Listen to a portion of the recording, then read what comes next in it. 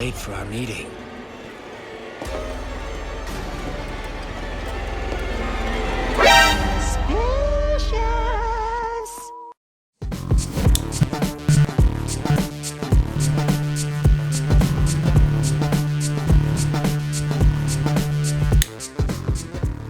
Hello everyone, it is 2Fast2Movie. I'm your host Ben, and with me is my co-host Jose, here to talk about Season 5, Episode 2 of My Hero Academia, Vestiges. Before we begin, be sure to subscribe and hit that bell for notifications. We post new videos every week, so you always have a reason to come back. Now, spoilers ahead, and you have been warned.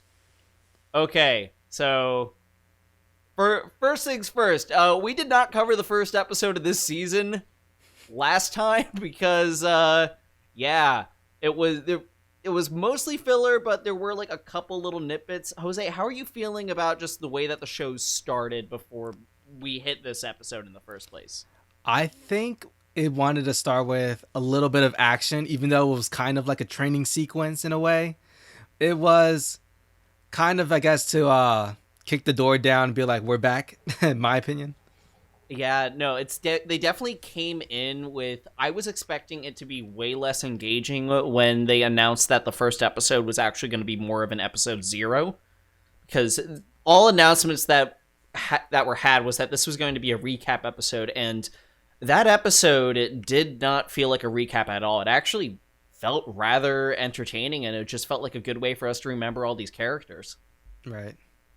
And then, of course, we also got smacked with a new intro, which I have my thoughts, but where are you hanging right now on that thing?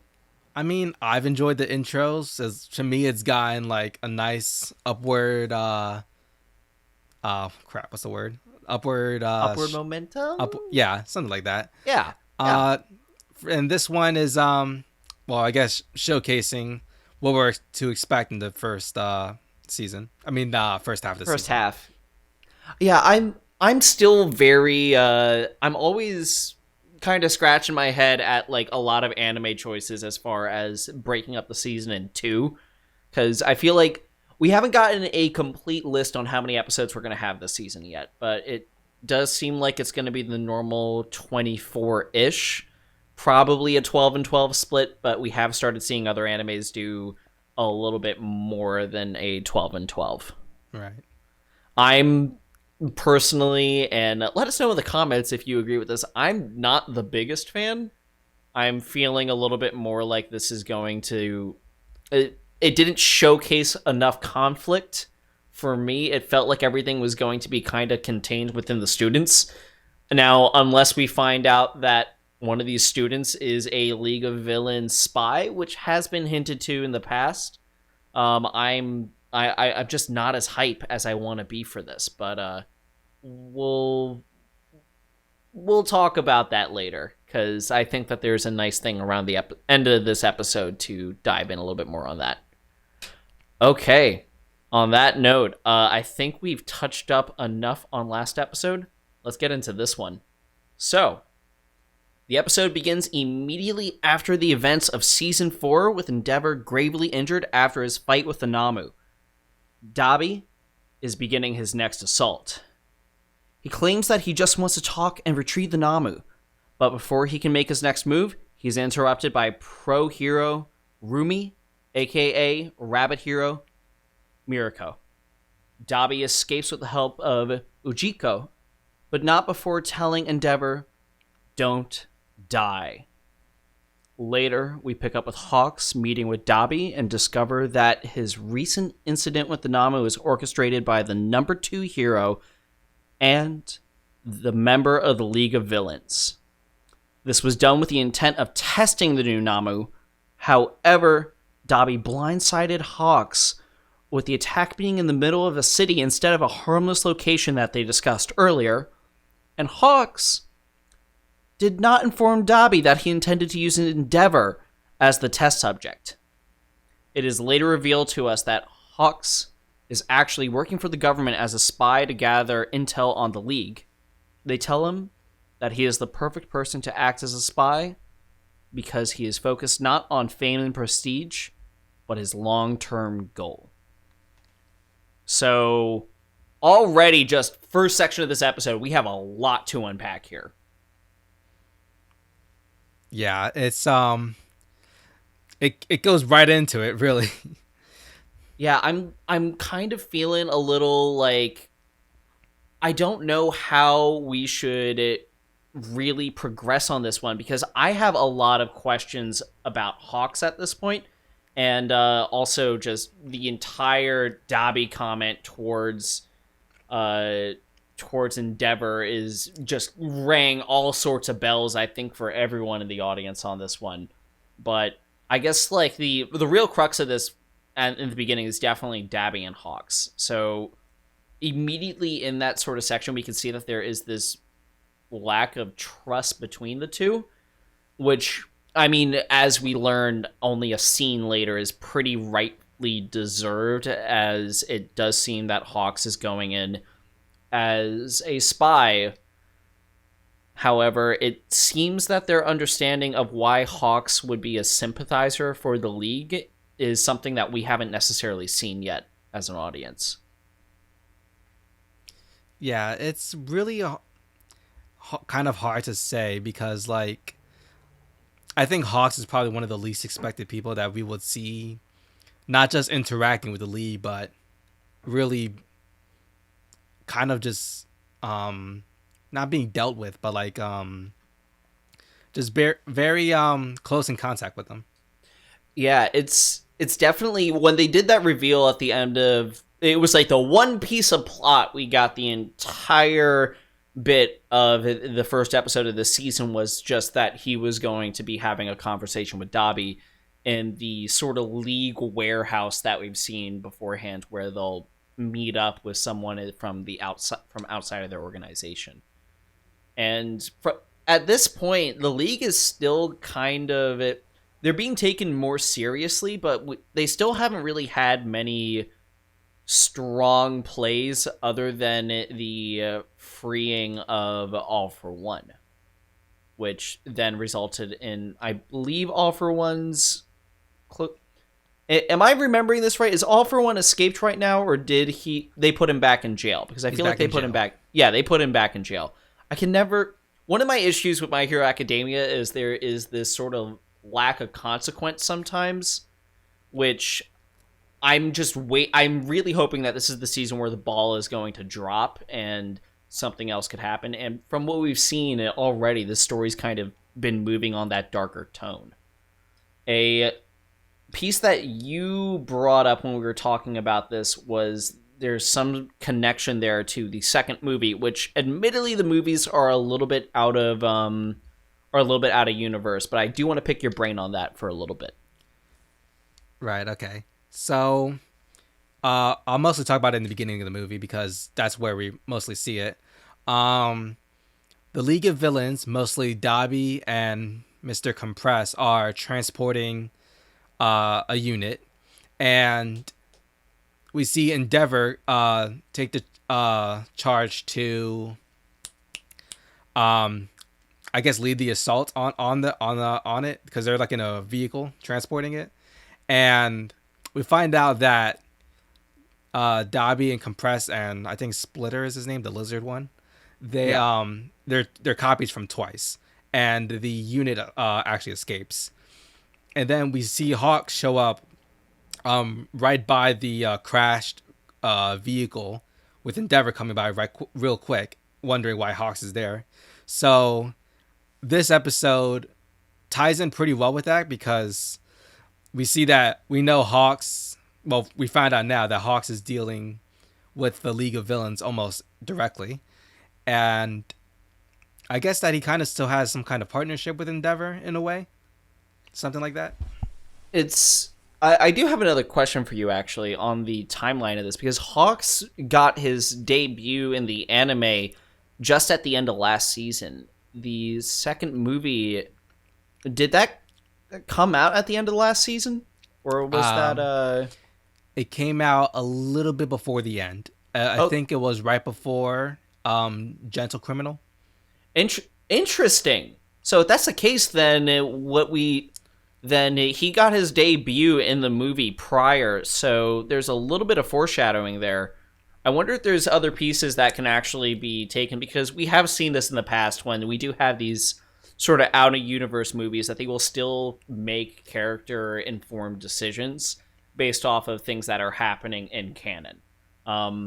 Again, that's a very anime-centric thing to have these sort of out-of-universe movies.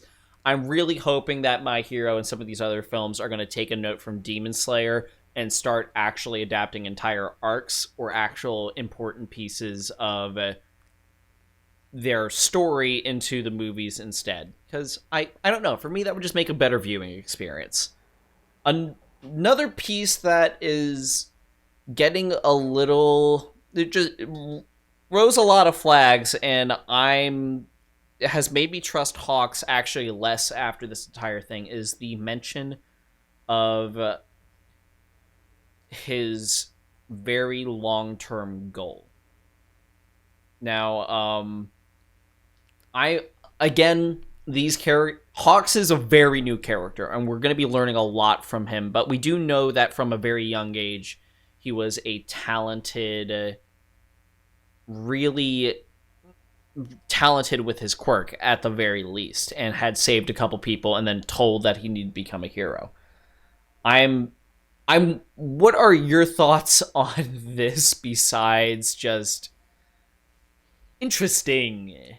I'm like, it's very hard to figure out what could really be Hawks' goal, because even when we first see him in the anime at the end of season, what was it, 4? Yeah, 4. We hear that he was like a protege, a very good, not good, very talented, like you said, person, quirk. And he's, even though we got a little bit more detail with him, his whole character is really still mysterious. Do you trust this guy at all? Because I don't know, man. I don't know. I mean, I would say I would, because it seems like he has good intentions, like with wondering why Dabi did the attack in the middle of the city. Like, we know that Hawks has at least some concern for like the public or the future heroes, which is another tie into the movie. But yeah, it's like hearing about the double agent part. I honestly, for a moment, I thought triple agent. My whole thing is like, depending on where this goes with whatever his long-term goal is, like, for me, the idea that you could have someone that has their own goal that is potentially separate from both the hero organization and the League of Villains means that he could be really malleable to manipulation.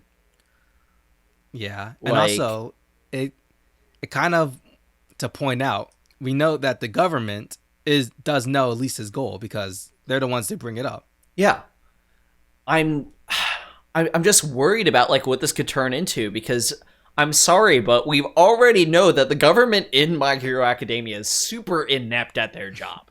Like, too many bad things happen for me to be like, oh yeah, they got this under control. Like, the hero system is failing. They have done a terrible job with PR for Endeavor, and basically for after All Might leaves. All Might turns out to be this massive pedestal that's actually keeping society together, and we're in this part where everything's crumbling and everyone's scrambling to figure out what to do. Right. And I guess that brings us to our current number one hero, and that little comment between him and Dabi. So I don't think that this is a secret for you and I. They have very similar quirks. Yep. I know, we know that from the crap, what is it called? I was gonna call them loading screens, but like the little character bios that come by in between the thing in the episode. That Endeavor's quirk is called Hellflame, which is apparently extremely hot flames, and Dabi's quirk, which we don't have a name for, but his flames are blue, which should signify that they're either just as hot, if not hotter. Yeah. Oh, that's a very good point. And I Yeah. kind of it's there we've had a couple mentions of flame types and how rare they are. I mean, we know that one of the biggest issues with Endeavor that we're going to be talking about in just a little bit becomes entirely too relevant in the next portion of this episode is breeding and trying to make someone with the perfected quirk. I feel like this is everyone's fan theory right now, and I don't want to hear any manga people in the comments calling this out, but it feels like Dabi could be a rejected child from Endeavor's experimentation. I don't know if he has the same mother as the rest of the family, because clearly there's no ice powers there, but we can just tell by Dabi's character design that he was abused in some way and experimented on. There's a section where we see that blood dripping down his face, and it's just entirely too much. Yeah. I think between Dabi and Hawks that they're both probably equally as the most mysterious characters in the show right now. Yeah. Not including like All for One or another segment we'll talk about in a moment. Yeah. But, yeah, it's very up in the air right now. I completely agree.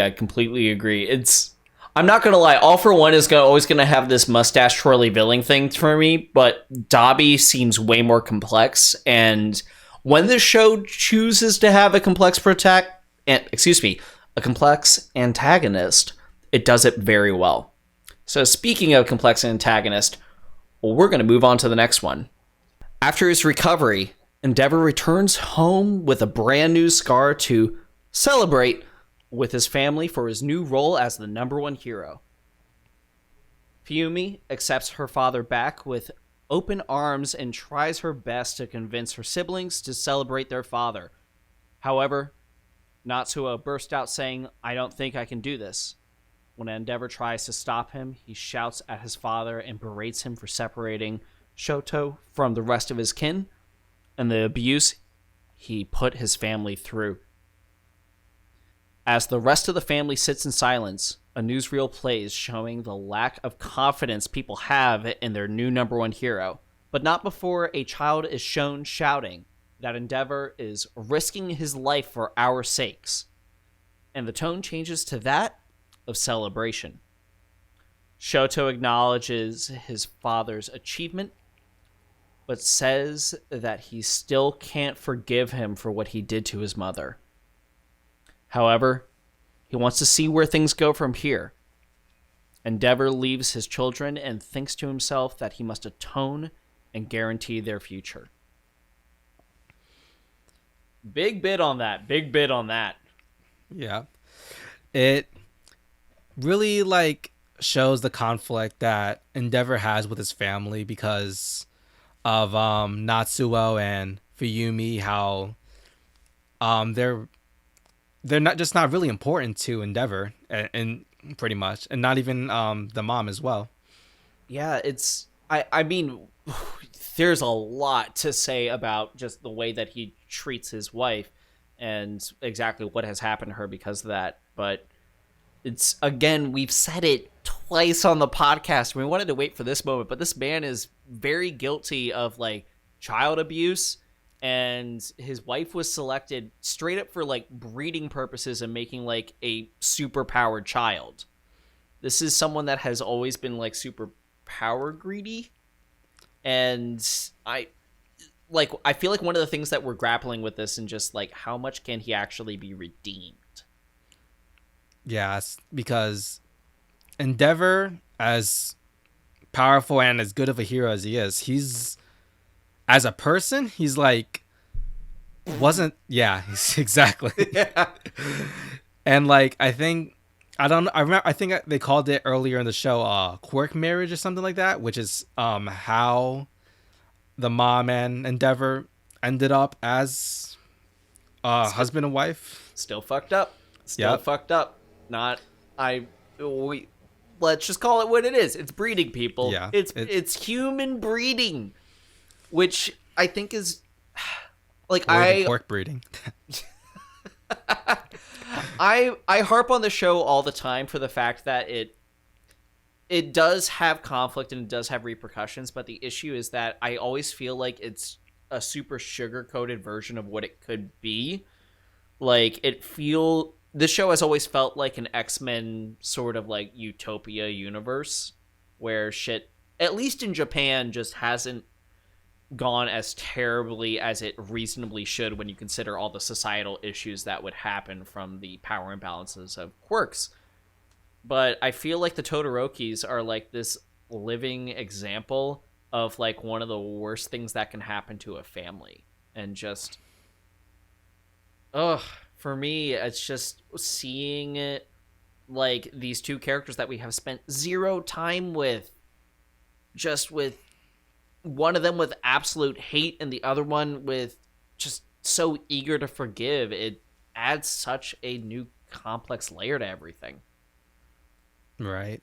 And like, we know that Endeavor wants Shoto to be pretty much the next best hero, because that's partially why, or mostly why, he wanted to have at least one kid with a very powerful quirk. And to become probably better than All Might. Yeah, that's the big question. I mean, this show's just like Naruto. It loves its foils, but we're seeing a lot of this with just how large of a shadow All Might lives in, like just going in on the idea of the number one hero itself and how that's affecting everything for this man. Because I feel like he's finally got his dream, which was to be the number one hero, but I don't think he wants it. Yeah, I think besides from the perspective that he's had as not just the number two hero, but just as Endeavor himself, it's just not that great. Like, and now the pressure that he has for being number one, it's slowly on the rise, at least, but I can tell that the pressure that he has or that's being given to him is just skyrocketing. Yeah. I mean, one thing is just like for me, I see this character as, he's very flawed, and I think that he knows he's flawed, and I think that especially after this evening, there is a whole piece of self-doubt and self-loathing, and we do see that he has resolve by the end of this, but I don't 100% think that is 100% resolve. I think that he's trying to put himself on the right path, but he's going to need a lot more growing to do so, and I think the first piece of that is going to be atonement. Yeah, I think that makes a lot of sense. He really needs to like not just get together with his thoughts and like what his actions, consequences, stuff like that, just to like have realization for what he's done and just, like you said, atone to it. Yeah, and I guess another thing that again, like, I might be reading it too into this. It's My Hero Academia. I'm not 100% sure that they would ever do this arc, but what happens if the world finds out about how he treats his own family? Like, as the new number one hero, what kind of societal discourse would that create? Ooh, that would just be terrible, to be blunt about it. And let's really hope that that prediction over Dabi is not true, because that would definitely provide a really good catalyst for that to happen. Actually, now that I think about it, actually, if that turns out to be true, that's totally a little trail we can go down. I'd be very excited to see that. Yeah. It will definitely also rubbing show your head at my wiggly arms. Nah, that was not that. Trust me. Okay, I see you. Okay, yeah, I think one of the big things again is just we have to see if My Hero Academia is going to be going down these darker storytelling moments. And I think today we got our first actual segment of that. So, in the final act of the episode, Midoriya goes to rest after a long day of training. He's greeted by another dream of the predecessors of One for All. Except this time, something is off. He becomes enveloped in a grayish mist and can only move his head in one hand. Before him, he sees the experience of the original One for All. The quirkless, withered brother of All for One. In this vision, he is taken back to when quirks just appeared in people who were called metas. A time of chaos when people would be unwillingly transformed by their new quirks, and crime soared due to the powers of these metas. All for One had the power to take and give quirks, and he used his ability to gain followers that would forever loyal to him. All for One claims that he found the perfect quirk for his brother and bestows it to him against his will. Midoriya is then transported to a white space where he can see the First. The First says he wants to show him more, but that he is just barely at 20%. And that it was too late since they were past the singularity point. But Midoriya would be fine, since he was not alone. Midoriya then wakes up to his own window shattering and his right arm pulsing with power. So, we just got a big fucking lore dump, guys. We just actually got some insight into what happened in the whole world building. This shit's crazy. Yep, it's from the very beginning of the quirks to pretty much up to the present. We just see not only how twisted All for One is, but just actually I think mostly that. I don't know. I'm like, this is one of the things that I've been asking for personally, is I just want to see more of like what the actual societal issues of this would be, and that this is like the moment of it chaos that would actually ensue in here. And it's weird because watching this, you don't realize exactly how big of a deal All for One would have been at the time.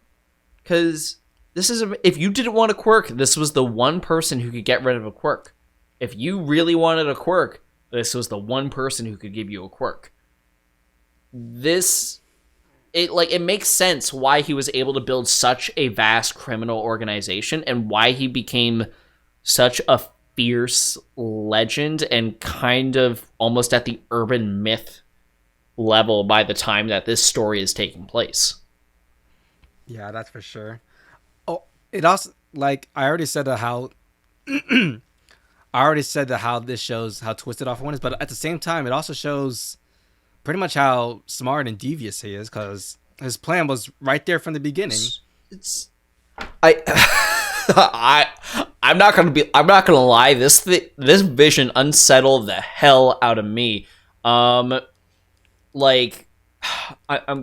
You know what? Let's just jump ahead. I'm so curious as to why quirk is a newer word and the linguistics of using meta, which we have never heard in the show, by the way. But there are some serious implications that this has for Midoriya that I don't think anyone is gonna want to deal with. Namely, for me, why the hell would All for One give his brother a quirk that would then result in his downfall? I kind of wonder if he understood that the quirk that he was giving was not a strength quirk and was instead something that could be passed down generations, or if there was something else there. Because this is, like, for all we know, everything that's happened in the show up to this point could have been All for One's plan. Well, I think we do know that the quirk was mostly to build up power, but there wasn't much of a way to unleash it or to use it that much. And then whenever the brothers somehow figured out a way to transfer it or something, then um then it either came about with someone else's quirk or something like that. But I don't think All for One really had the intention of, causing his own downfall. I again, maybe I read into things too much. I don't know. I don't like it. I don't like the fact that Midoriya got his quirk by proxy from the big bad. That's a terrifying prospect. But the poetics of it are extremely good, and the way that everything's sort of mirroring itself is also just phenomenal. I think there's a moment in the episode where Midoriya calls it out that history is repeating itself. Although, admittedly, I'm not quite sure what history he's talking about. Yeah, that's definitely a hard thing to pinpoint. It's like, it has like some implications there, but they're not that clear at least for me. The most I can think of is like maybe All Might bestowing, but there were also these pieces about these two brothers fighting and the conflict between the two that, like, the closest that I could actually kind of get to that would be Midoriya and, oh no, this is the reason why if I don't prepare names before the podcast, I'm screwed. Boom Boom Kid. We're going to call him Boom Boom Kid. You mean Bakugo? Yes, I do mean Bakugo. Thank you, Jose. Yes, Bakugo, a.k.a. his hero name, Boom Boom Kid, confirmed. We broke the news on this channel. Yeah, I guess there is a similarity there, but like what we're seeing with that is more of like an Endeavor and All Might type thing than what we're seeing with like All for One and One for All. It's just never... I'm just very disconcerted by this. And also, like, we have more questions on just what the fuck is the singularity? Is there... I just give me your best guess. Give a wild guess. I don't care if it's stupid and inaccurate. Just throw me something. Oh gosh, you're really putting me on the spot right now. I am putting you on the spot. Okay. This show's now called on. No, it's not called on the spot. It can't be called that. Can't be called that. Nope. We will so get hounded down by another YouTube channel that I'm not going to name. Thoughts. All right. If I had to take a guess about what is the singularity, I would say it has something to do with... I want to say it's directly related to quirks. Like, not necessarily specifically One for All, but probably like... I don't want to say the implication of quirks. That sounds a little bit... I don't know if that's a reach for me. But... Really? Yeah, something like that, I think. Maybe from the beginning of All for One's plan, maybe, in a way. Maybe. I'm thinking, like, for me, actually going in on the idea of the fact that it could be this more massive take, we could see it as potentially the point where...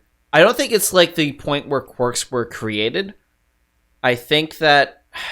I'm trying to think of other moments in the show that have shown like major world changes other than All Might's downfall.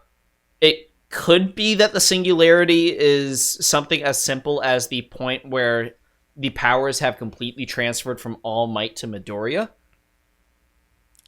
But I feel like that doesn't carry as much dramatic weight to it as what we were just given. I think that makes a lot of sense, to be honest, because I don't know if they mean like singularity like in the digits, but like listen, I'm just throwing an idea out. I feel like singularity, this is like one of those words that people just fucking add to their stories to be like just vaguely as fuck. So like this is just like naming something Exodus or like any of these random Assassin's Creed names that they've given throughout, like before Odyssey, honestly. Like, this is one of those words that, like, normally I'd be like, oh, a singularity is like a single point where you can't go back from. But I do not have faith that this is necessarily the translation. Yeah, I don't know. It's hard for me to really think of something. Manga readers are, if you're watching this, first of all, why are you watching fan theories on the anime? You know what happens. You're almost done. Yeah, you guys are almost done. You guys know so much more than us. Man, I love covering anime that's almost done and then being like a season or two behind. It's such a fun experience. But yeah, I guess like one of the big things is another piece that we talked about is how does I guess what All Might knows, we're probably going to find out on this next one, but this is the first time that we've ever had anything even close to a conversation with the past holders of this quirk. And Right, one of the yeah. one of the lines that sets me on is the 20 is the more than 20% line, or excuse me, the not even 20%. So I'm wondering if Midoriya is going to be able to like talk to his past predecessors in a more stable way, or if this is going to just be kind of like whimsy that happens whenever it needs to happen. It's very confusing because if he's that low with controlling one for all, I would feel like talking to the very first user would be like a, all the way control. Yeah. But there's still mysteries with one for all, so it's like I suppose if we were given all the answers on this power, it would be the end of the show. Yeah. But like, it's at least they're definitely hinting more that Midoriya gets more control for one for all, at least. Of course. And hopefully we'll get some answers, because at least All Might should know everything about this. Hopefully. But we'll find out, as in next episode, we see Midoriya speaking with All Might about his recent developments, a la, what's happening to my body? As well as the beginning of training exercises between 1A and 1B. So, yeah, this is my other moment of just like, is this really what we're spending the entire anime intro on? Is the conflict between 1A and 1B while there are national terrorist organizations afoot? Well, I mean, you're looking at the next two classes from the top school of heroes, so I guess it's important, but we just had a slice of life arc. We just had that. I feel like the idea that we're not going to be seeing shit go down for the first half of this season is a little bizarre. I really want to be wrong, though. I really want to be wrong.